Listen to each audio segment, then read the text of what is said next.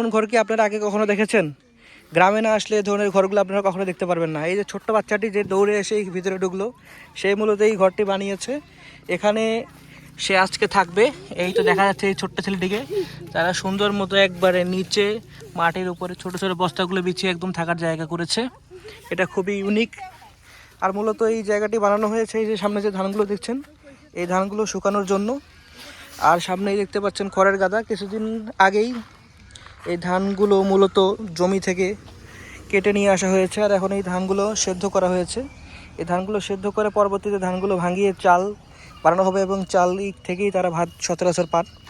আর এই জায়গাটিতে মূলত এই ছেলেটি এই ধানগুলোকে পাহারা দিচ্ছে, যেন কবুতর, পাখি, ছাগল বা অন্যান্য কোনো প্রাণী না এসে এগুলোর ক্ষতি যেন না করে, যেন এগুলো খেয়ে নষ্ট না করে ফেলে।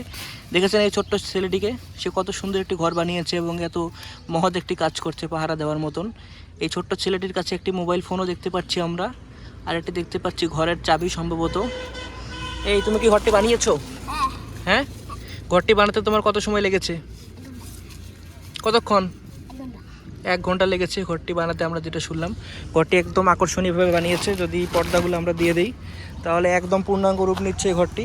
এক কথা দুর্দান্ত, অসাধারণ। দেখেন একবার এই ঘরটি একদম রোদ, বৃষ্টি, হাওয়া সব কিছু থেকে তাকে প্রোটেক্ট করবে। উপরের দিকে যদি আমরা তাকাই, এই দেখেন উপরের দিকের অবস্থা যথেষ্ট ভালো। আর এখানে যে বস্তাগুলো ব্যবহার করা হচ্ছে, এই বস্তাগুলো একটার পর একটা বস্তাগুলো সেলাই করে জোড়া দিয়ে বানানো হয়েছে, যেটা আমরা এখানে উপলব্ধি করতে পারছি। এক কথায় অনন্য।